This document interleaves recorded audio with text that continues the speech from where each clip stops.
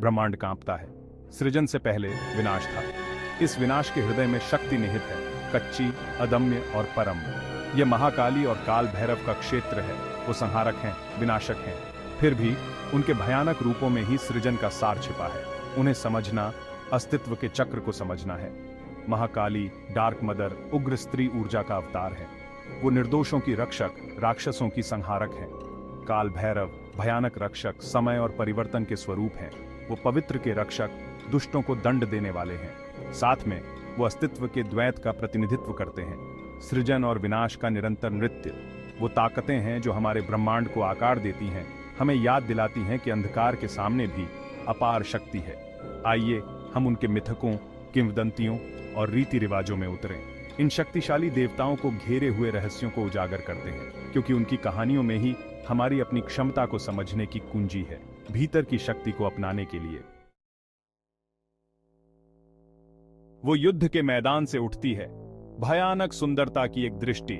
उनकी त्वचा एक आधी रात का नीला अनंत ब्रह्मांड की बात करता है। उनके बिखरे बाल खोपड़ियों से सजे हुए जीवन की क्षण भंगुरता की फुसफुसाहट करते हैं।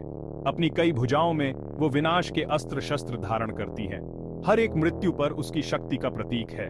महाकाली देवी डरने वाली नहीं, बल्कि सम्मान करने वाली है। वो रक्षक हैं जो हमें अंधेरे की ताकतों से बचाती हैं। उनका क्रोध उन लोगों के लिए आरक्षित है जो संतुलन को खतरा पैदा करते हैं, जो निर्दोषों को नुकसान पहुंचाना चाहते हैं। उनका नृत्य सृजन और विनाश का नृत्य है, एक निरंतर अनुस्मारक की जीवन और मृत्यु एक ही सिक्के के दो पहलू हैं। वो शक्ति दिव्य स्त्री ऊर्जा की अंतिम अभिव्यक्ति है, वह शक्ति जिसने ब्रह्मांड को जन्म दिया। उनकी किंवदंतियां विस्मय और भय को प्रेरित करती हैं। वे एक ऐसी शक्ति की बात करते हैं जो कोई सीमा नहीं जानती, एक शक्ति जो पूरी सेनाओं को बर्बाद कर सकती है। लेकिन वे करुणा की भी बात करते हैं, एक मां के अपने बच्चों के लिए प्यार का। धरती कांपती है, राक्षस रक्तबीज बेलगाम होकर दौड़ता है। उसकी बुराई दुनिया को अपनी चपेट में लेने की धमकी देती है। उसके खून की हर बूंद जो जमीन को छूती है, उतनी ही शक्तिशाली एक और राक्षस को जन्म देती है। देवता निराश हो जाते हैं, उनके हथियार बेकार हैं। शिव के माथे से महाकाली का प्रादुर्भाव होता है, जो रोष का बवंडर है। उनकी आंखें धर्मी क्रोध से जलती हैं। वो राक्षस का खून पीती है इससे पहले कि वह जमीन को छू सके। हर राक्षस को मारने के साथ उसकी शक्ति बढ़ती जाती है। अंत में वो विजयी होती है। ब्रह्मांड एक बार फिर सुरक्षित है। रक्तबीज की हार की कथा एक शक्तिशाली अनुस्मारक के रूप में कार्य करती है। महाकाली परम रक्षक हैं, वह बुराई के खिलाफ अपना क्रोध उतारने से नहीं हिचकिचाएंगी। एक और कहानी राक्षस दारुक के साथ उनकी लड़ाई के बारे में बताती है। उसके पास अदृश्य होने की शक्ति थी, उसे कोई हथियार नहीं छू सकता था। महाकाली ने अपनी बुद्धिमानी से एक मोहक युवती का रूप धारण किया। उसने नृत्य किया और गाया, राक्षस को मोहित कर लिया। वासना से अंधे होकर दारुक ने खुद को प्रकट कर लिया। उसी क्षण महाकाली ने अपना रौद्र रूप धारण कर लिया। ये कहानियां सिर्फ मिथक नहीं है, वे सबक हैं। वे हमें सिखाते हैं कि भारी अंधेरे का सामना करने पर भी हमेशा आशा की किरण होती है।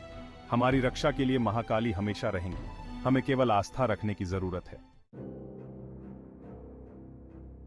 वो चौराहे पर खड़ा है, एक भयानक रक्षक। उसकी त्वचा रात के आकाश के रंग की सांपों से सजी है।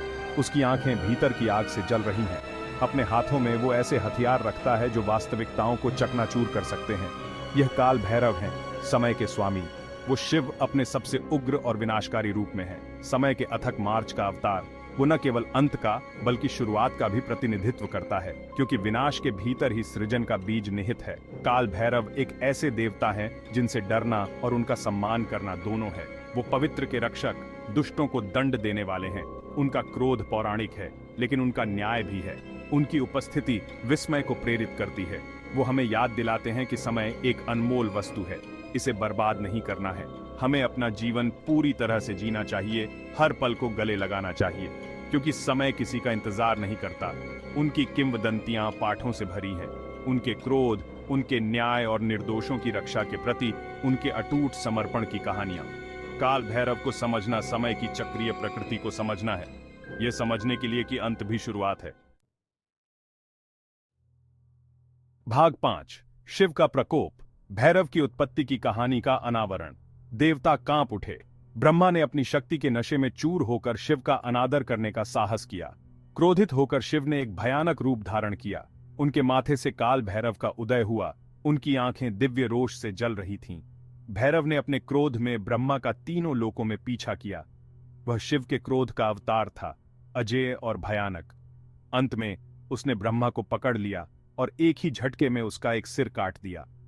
इस कृत्य ने भैरव को समय के संरक्षक के रूप में चिह्नित किया, वह जो यह सुनिश्चित करता है कि देवता भी अपने कर्मों के लिए जवाबदेह हों।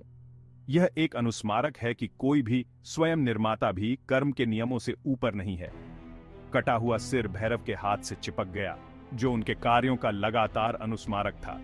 ब्रह्महत्या या ब्राह्मण की हत्या के पाप का प्रायश्चित करने के लिए भैरव एक भिक्षुक के रूप में पृथ्वी पर घूमते रहे। अंत में शिव के निर्देश पर वह काशी पहुंचे, जहां उन्हें उनके पाप से मुक्ति मिली। यह किंवदंती विनम्रता और सम्मान के महत्व पर प्रकाश डालती है। यह हमें याद दिलाती है कि शक्ति अनियंत्रित होने पर विनाश का कारण बन सकती है। यह भी दर्शाता है कि सबसे भयानक देवता भी कर्म के नियमों से बंधे हैं। भाग 6 है विनाश में जाली एक बंधन, महाकाली और काल भैरव के बीच संबंध की खोज। वे एक साथ खड़े हैं, एक ही सिक्के के दो पहलू। महाकाली सृजन की अदम्य रोष और काल भैरव समय के संरक्षक। दोनों ही संहारक हैं, बुराई का नाश करने वाले हैं। फिर भी उनके क्रोध में ही सृजन का सार निहित है। उनका कनेक्शन बहुत गहरा है। वे दोनों शिव की शक्ति, उनकी शक्ति के प्रकटीकरण हैं। महाकाली उनकी कच्ची ऊर्जा का प्रतिनिधित्व करती हैं, जबकि काल भैरव उनके क्रोध और न्याय का प्रतीक हैं। वे अविभाज्य हैं, एक ही दिव्य शक्ति के दो पहलू हैं। इनका नृत्य जीवन और मृत्यु का नृत्य है, एक निरंतर अनुस्मारक कि सभी चीजों का अंत होना चाहिए, केवल नए सिरे से शुरू करने के लिए। वे हमें सिखाते हैं कि विनाश सृजन के विपरीत नहीं है, बल्कि इसका एक आवश्यक हिस्सा है। उनकी पूजा अक्सर साथ साथ होती है। दोनों को सुरक्षा के लिए, बाधाओं को दूर करने और आध्यात्मिक मुक्ति के लिए बुलाया जाता है। वे स्त्री और पुरुष ऊर्जा, ब्रह्मांड को नियंत्रित करने वाले यिन और यांग के बीच संतुलन का प्रतिनिधित्व करते हैं। एक को समझना दूसरे को समझना शुरू करना है।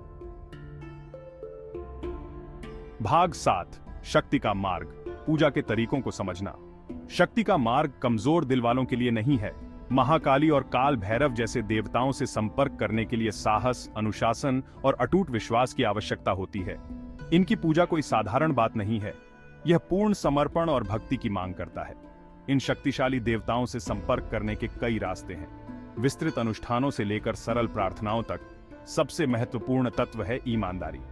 पूजा के पीछे की मंशा सबसे ज्यादा मायने रखती है। मंत्र, दिव्य शक्ति से युक्त मंत्रों का उपयोग अक्सर उनके आशीर्वाद को जगाने के लिए किया जाता है। उन्हें प्रसन्न करने के लिए फूल, धूप और भोजन का प्रसाद चढ़ाया जाता है। उपवास और ध्यान भी सामान्य अभ्यास हैं। हालांकि यह याद रखना महत्वपूर्ण है कि इन देवताओं को हल्के में नहीं लिया जाना चाहिए। इनकी ऊर्जा तीव्र है, इनकी शक्ति निर्विवाद है। इनकी पूजा के पथ पर चलने से पहले किसी योग्य गुरु से मार्गदर्शन लेना हमेशा उचित होता है। भाग 8 महाकाली की कृपा की तलाश, अनुष्ठान और प्रसाद। हवा शक्ति से भर जाती है। धूप की गंध भारी होती है, क्योंकि भक्त महाकाली का आशीर्वाद लेने के लिए इकट्ठा होते हैं। लाल गुड़हल के फूलों से सजी और सिंदूर से सजी उनकी छवि जीवन से धड़कती हुई प्रतीत होती है। लाल रंग, रक्त और शक्ति का रंग, महाकाली को विशेष रूप से पवित्र माना जाता है। लाल गुड़हल, लाल चंदन का लेप और लाल वस्त्र का प्रसाद उन्हें प्रसन्न करने वाला माना जाता है। उनके मंत्रों का जाप, विशेष रूप से शक्तिशाली ओम काली महाकाली नमः, वातावरण को एक स्पष्ट ऊर्जा से भर देता है।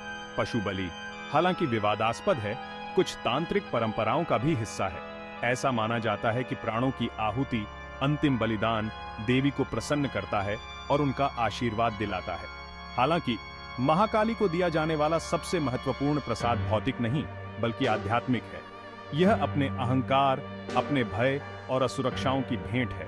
यह पूरी तरह से उसकी शक्ति के प्रति समर्पण करने, उसे आपका मार्गदर्शन और सुरक्षा करने की अनुमति देने के बारे में है। भाग 9 समय के संरक्षक को प्रसन्न करें, काल भैरव की पूजा। रात की हवा प्रत्याशा से भरी है। चौराहे पर तेल के दियों की भयानक चमक में नहाए भक्त काल भैरव को प्रसन्न करने के लिए इकट्ठा होते हैं। नीले फूलों और चंदन के लेप की मालाओं से सजी उनकी छवि शक्ति की आभा बिखेरती है। काले तिल, काला कपड़ा और नीले फूल काल भैरव को विशेष रूप से शुभ प्रसाद माना जाता है। उनके मंत्र ओम काल भैरवाय नमः का जाप रात भर गूंजता रहता है, जिससे उनका आशीर्वाद प्राप्त होता है। अक्सर भक्त उन्हें उनके उग्र स्वभाव को पहचानते हुए शराब और मांस चढ़ाते हैं। हालांकि यह याद रखना महत्वपूर्ण है कि इन प्रसादों को अत्यंत सम्मान और श्रद्धा के साथ बनाया जाना चाहिए। काल भैरव की सच्ची पूजा समय की कीमतीता को पहचानने में है। यह उद्देश्य, धार्मिकता और दूसरों की सेवा के जीवन जीने के बारे में है। यह जीवन की क्षण भंगुर प्रकृति को स्वीकार करने और हर पल का अधिकतम लाभ उठाने का प्रयास करने के बारे में है। भाग 10। सावधानी के साथ मार्ग पर चलना, मार्गदर्शन और सम्मान का महत्व। तांत्रिक साधना का मार्ग सबके लिए नहीं है। यह एक ऐसा रास्ता है जिसमें अत्यधिक अनुशासन, साहस और अटूट विश्वास की मांग की जाती है। यह कोई खेल नहीं है जिसके साथ खेला जाए। आह्वान की गई ऊर्जा वास्तविक, शक्तिशाली और संभावित रूप से खतरनाक है अगर सम्मान के साथ नहीं निभाई जाती है। किसी योग्य गुरु से मार्गदर्शन लेना, एक आध्यात्मिक गुरु जो पहले ही इस मार्ग को पार कर चुका है, आवश्यक है। वे आपको अनुष्ठानों की जटिलताओं को नेविगेट करने, मंत्रों की बारीकियों को समझने और सबसे महत्वपूर्ण बात यह है कि इस तीव्र यात्रा के लिए आपको मानसिक और आध्यात्मिक रूप से तैयार करने में मदद कर सकते हैं। यह याद रखना भी महत्वपूर्ण है कि ये देवता वेंडिंग मशीन नहीं है। उनकी पूजा एहसान मांगने या उन्हें अपनी इच्छा के आगे झुकाने की कोशिश करने के बारे में नहीं है। यह समर्पण के बारे में है, उनकी शक्ति को पहचानने और उनके मार्गदर्शन और सुरक्षा की तलाश करने के बारे में है। सबसे बढ़कर इस रास्ते पर नम्रता और श्रद्धा के साथ चलें। याद रखें कि आप अपने से कहीं अधिक बड़ी ताकतों के साथ काम कर रहे हैं। उनके पास शुद्ध हृदय और सीखने और बढ़ने की सच्ची इच्छा के साथ पहुंचे। पुरस्कार, भौतिक और आध्यात्मिक दोनों अपार हो सकते हैं, लेकिन यात्रा कमजोर दिल वालों के लिए नहीं है। भाग 11। दिव्य रोष को गले लगाना। निष्कर्ष: महाकाली और काल भैरव भयानक लेकिन उदार देवता हमारी समझ के किनारे पर संरक्षक के रूप में खड़े हैं। वे ब्रह्मांड की कच्ची शक्ति, सृजन और विनाश के निरंतर नृत्य का प्रतीक हैं। इनकी आराधना कमजोर दिल वालों के लिए नहीं है, बल्कि उन लोगों के लिए है जो अहंकार की सीमाओं को पार करना चाहते हैं और अपने अस्तित्व की पूरी क्षमता को गले लगाते हैं। अपने मिथकों, अपने अनुष्ठानों और अपनी उपस्थिति के माध्यम से वे हमें जीवन की चक्रीय प्रकृति, संतुलन के महत्व और परिवर्तन की अनिवार्यता के बारे में सिखाते हैं। वे हमें याद दिलाते हैं कि विनाश के भीतर ही सृजन का बीज निहित है, कि अंधकार और प्रकाश एक ही सिक्के के दो पहलू हैं। सम्मान, विनम्रता और अटूट विश्वास के साथ उनकी पूजा के करीब पहुंचकर हम उनकी विशाल शक्ति का दोहन कर सकते हैं। अपनी आध्यात्मिक यात्राओं पर उनके मार्गदर्शन और सुरक्षा की तलाश कर सकते हैं। आइए हम भीतर और बाहर के दिव्य रोष को गले लगाएं। आइए हम उद्देश्य, साहस और करुणा के जीवन जीने का प्रयास करें, सभी चीजों की परस्पर व बंधनहाइट को पहचानते हुए। ऐसा करने पर हम सृजन और विनाश के लौकिक नृत्य के साथ खुद को संरेखित करते हैं, अपनी स्वयं की दिव्य क्षमता के पूर्ण स्पेक्ट्रम को स्वीकार करते हैं।